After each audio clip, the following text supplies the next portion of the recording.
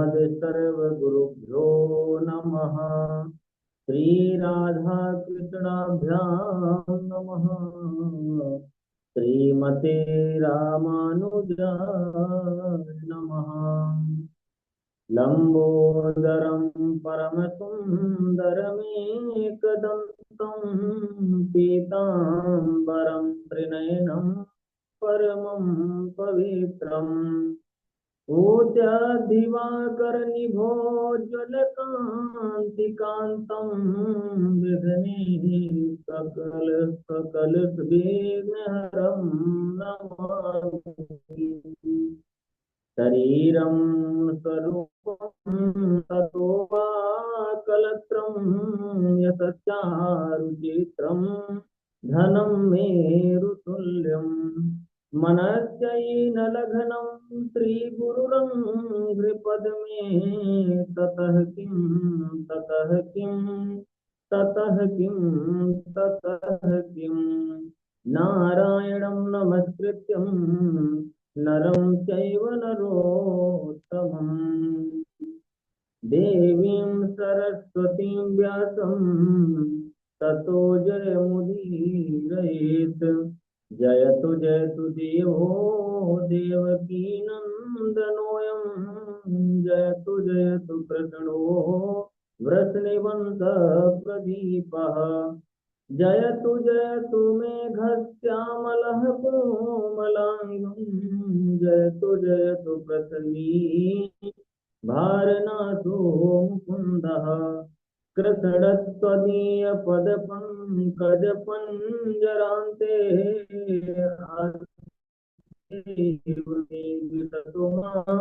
नटराजहंसः प्राणप्रयाणसमये कफवात पित्तैः कण्ठावरुधनविधौ स्मरणं कुतस्ते। बर्हापीडं नटवरवपो कर्णयो कर्णिकारः बिभ्रदवासः कनककपिशं वैजयन्तीं च मालाम् रन्ध्रान् वेणोरधुरसुधया पूरयन् गोपवृन्दैः वृन्दारण्यं स्वपदरमणं प्राविशद्गीतकीर्तिः। करारविन्देन पदारविन्दं मुखारविन्दे वीतयन्त्रम् वटस्य पत्रस्य पुटे शयानं बालं मुकुन्दं मनसा स्मरामि। रामाय रामभद्राय रामचन्द्राय वेधसे रघुनाथाय नाथाय सीताया पतये नमः।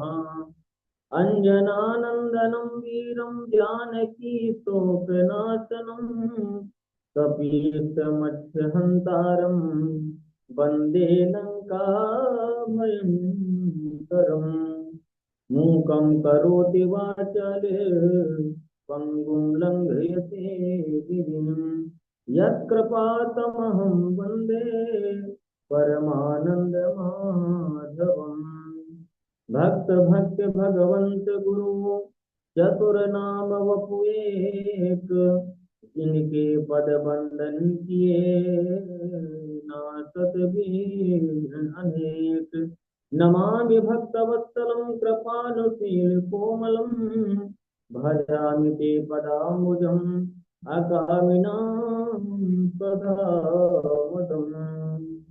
अनंत कोटि ब्रह्मांड नायक अचिंत कल्याण गुणगण निधान सर्वेश्वर सर्वाधिपति अकारण करुणा वरुणालय अकारण करुणा कारक सकल जन कल्य सापहारक परात्पर परब्रह्म अनंत कोटि कंदर्प दर्प दलन पटियान निर्गुण निराकार सगुण साकार जगदैक बंधु करुणैक सिंधु सच्चिदानंद घन परमात्मा श्री राधा रानी जी के चरण अरविंदों में बारंबार प्रणाम। समुपस्थित भगवत भक्त भागवत कथा अनुरागी सज्जनों, भक्तिमयी मात्र शक्ति भगनी बांधवों, सिया राम में सब जग जानी कर।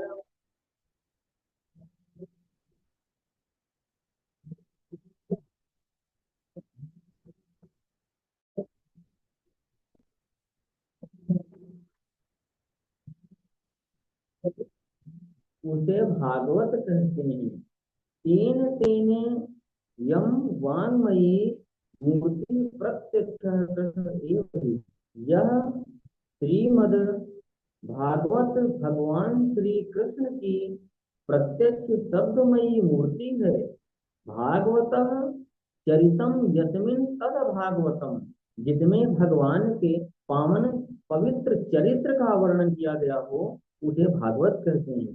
भगवत्याः श्री राधाया गुप्त चरितम यस्मिन तद भागवतम, जिसमें श्री राधा रानी के गुप्त चरित्र का वर्णन किया गया हो, उसे भागवत कहते हैं।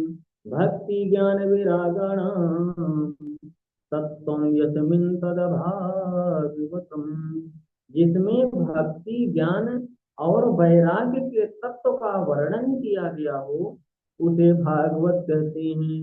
भागवत में चार अक्षर होते हैं, भा, ग, व और ता। भा भाष्यते सर्व वेदेषु, गागीयते नारदादिभिः, वा वदन्ति त्रिषु लोकेषु, ता तरन्ति भवसागरः, जिसमें समस्त देवता प्रकाशित होते हैं, जिसका मान नारद आदि ऋषि तीनों लोकों में करते हैं, और जो भव सागर से तारने वाली होती है, उसे भागवत कहते हैं। भा कीर्तिवाचको शब्दः, गकारः ज्ञानवाचकः, वकार वैराग्यतश्चैव, सकार संस्कृते तारकः। भागवत में भा अक्षर कीर्ति प्रदान करने वाला है, गा अक्षर ज्ञान देने वाला है, और वा अक्षर वैराग्य देने वाला है, और ता संसार सागर से तारने वाला है। सर्गस्य प्रतिसर्गस्य वंशो मनवन्तराणि च, वंशानुचरितं चैव पुराणं पंचलक्षणम्। यहाँ सूक्ष्म सृष्टि, स्थूल सृष्टि, सूर्य चंद्र आदि के वंश का वर्णन, मनवंतर में होने वाले राजा तथा भगवान के भक्तों के वंश का वर्णन किया गया है। ऐसे पांच लक्षणों से युक्त ग्रंथ को पुराण कहते हैं। परंतु इस श्रीमद् भागवत में 10 लक्षण हैं, इसलिए इसे महापुराण कहा गया है। भागवत महापुराण के प्रारंभ में महात्म्य का वर्णन किया गया है। महात्म्यम ज्ञान पूर्वकम श्रद्धा भवति, महिमा के ज्ञान के पश्चात ही श्रद्धा उत्पन्न होती है। सच्चिदानंद रूपाय विश्वोत्पत्त्यादि हेतवे, तापत्रय विनाशाय श्री कृष्णाय वयं नमः। सतस्वरूप, चित्त स्वरूप और आनंद स्वरूप, जो विश्व की उत्पत्ति, पालन और संहार के एकमात्र कारण हैं, आध्यात्मिक मानसिक ताप, आधिदैविक आदि भौतिक ताप, आदि दैविक देवताओं के द्वारा प्रदान किया जाने वाला ताप, और जो आदि भौतिक ताप होता है, वह प्राणियों के द्वारा प्रदान किया जाने वाला ताप होता है। इन त्रिविध तापों को जो नाश करने वाले हैं, ऐसे श्री कृष्णाय प्रिय सहित, कृष्णाय श्री राधा रानी के सहित भगवान श्री कृष्ण को हम सभी नमस्कार करते हैं। अब मैं भक्त अम्बरीश के पावन चरित्र का वर्णन कर रहा हूँ। कृपया सभी लोग ध्यान पूर्वक सुनेंगे।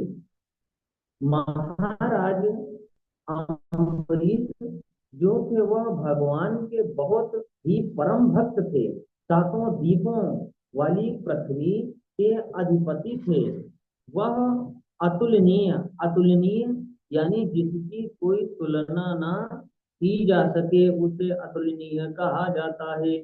वह अतुलनीय ऐश्वर्य उन्हें प्राप्त था, परंतु समस्त भोग सामग्रियों को वे स्वप्न की भांति समझते थे।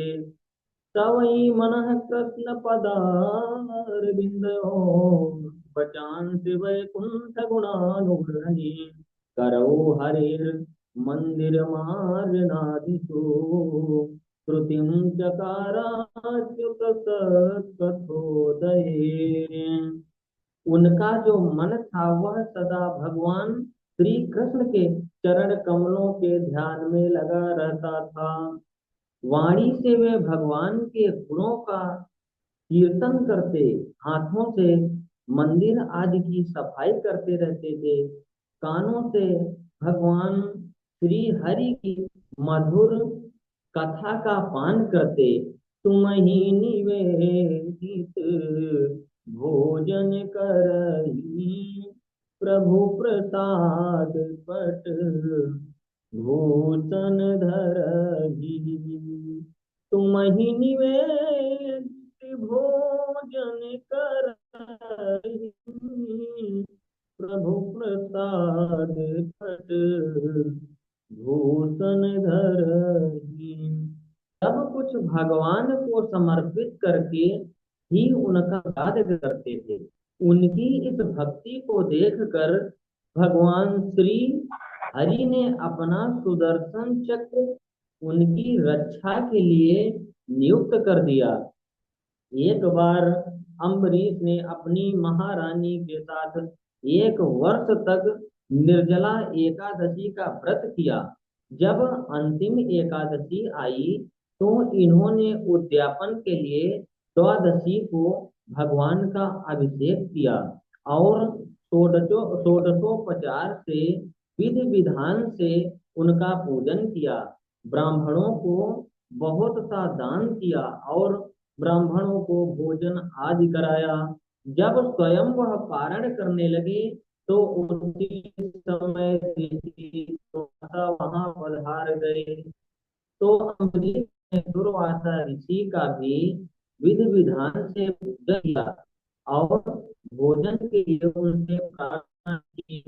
तो ऋषि दुर्वासा ने कहा, भक्त मैं मध्याह्न करके लौटता हूँ, उसके बाद भोजन स्नान करके भगवान के ध्यान में निमग्न हो गए।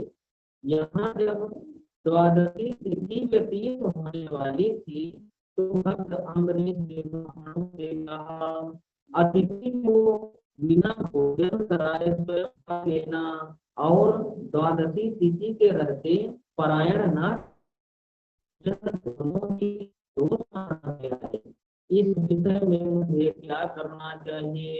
तो ब्राह्मणों ने कहा, महाराज शालिग्राम भगवान का चरणोदक करके पारण कर लीजिए, क्योंकि उनका जो चरणोदक है उसको लेना, भोजन करना भी और नहीं भी, यह ब्राह्मणों के वाक्य को प्रमाण मानकर भगवान यानी भक्त अम्बरीश ने जैसे ही चरणोदक से पारणा की उसी समय ऋषि दुर्वासा आदि पधार गए और क्रोधित हो गए। कहने लगे, तुमने मुझे बिना भोजन खिलाए स्वयं खा लिया, इसलिए तुमने मेरा बहुत बड़ा अपराध किया है। मैं तुम्हें अभी इसी वक्त इसका दंड देता हूँ। ऐसा कहकर दुर्वासा ऋषि ने कृत्या उत्पन्न की।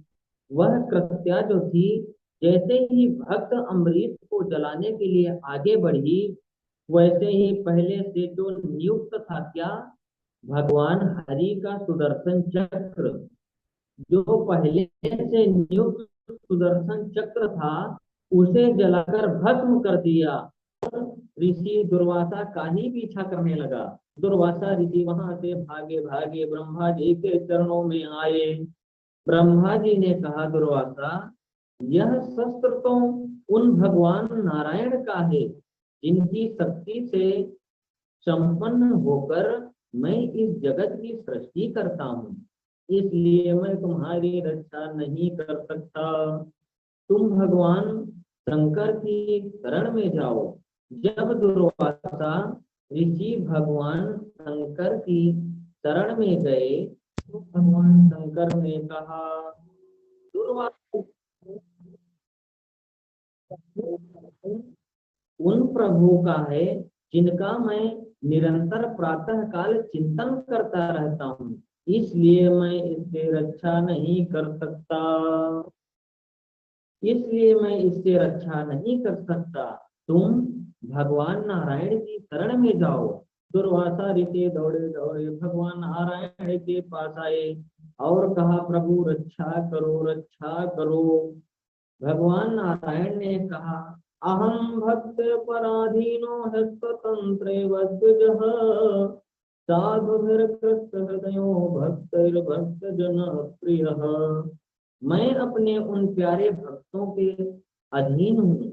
ये दारागार पुत्र प्राण प्राणान विद्यमिमं परम हित्वा मां शरणं याताः कथं तांस्त्यक्तुमुत्तहे। जो भक्त मेरे लिए अपनी स्त्री, घर, पुत्र और धन का त्याग कर दिया हो, उसका मैं कैसे त्याग कर सकता हूँ। साधवो हृदय मह्यम साधूनां हृदय मदन्यत्ते न जानन्ति नाहं तेभ्यो मनागपि। भक्त तो मेरा हृदय है और मैं भक्तों का हृदय हूँ। वह मेरे अलावा किसी और को नहीं जानते हैं, इसलिए तुमने जिसका अपराध किया है उसी की शरण में जाओ। भानिरास जीवन त्रासा यथा चक्र भय ऋषि दुर्वासा ब्रह्मधाम शिवपुर सब लोका हीराश्रमित व्याकुल भय शोका काहू बैठा कहानौही राखी को सकही राम कर द्रोही। दौड़े दौड़े ऋषि दुर्वासा फिर अम्बरीश के पास आए, उनके चरणों में गिरकर दंडवत प्रणाम किया। भक्त अम्बरीश ने दुर्वासा ऋषि को गले लगा लिया और फिर सुदर्शन चक्र की स्तुति करने लगे। सुदर्शनम नमस्तुभ्यं सहस्रारच्युत प्रिय सर्वास्त्र घातिन विप्राय स्वस्ति भूयाय दत्पते। हे सुदर्शन, आप तो समस्त अस्त्रों को नष्ट करने वाले हैं, भगवान के अत्यंत प्रिय हो। मैं तुम्हें नमस्कार करता हूँ, आप शांत हो जाइए। इतने पर भी जब सुदर्शन शांत नहीं हुआ तो भक्त अम्बरीश ने कहा, यदि मैंने सर्वत्र भगवान का ही दर्शन किया हो और भगवान मुझ पर प्रसन्न हो तो आप कृपया शांत हो जाइए। सुदर्शन चक्र तुरंत शांत हो गया। दुर्वासा ऋषि ने अम्बरीश को बहुत बहुत आशीर्वाद दिए। अम्बरीश ने दुर्वासा ऋषि का पूजन किया, उन्हें भोजन कराया और जब वह चले गए तब स्वयं भोजन किया।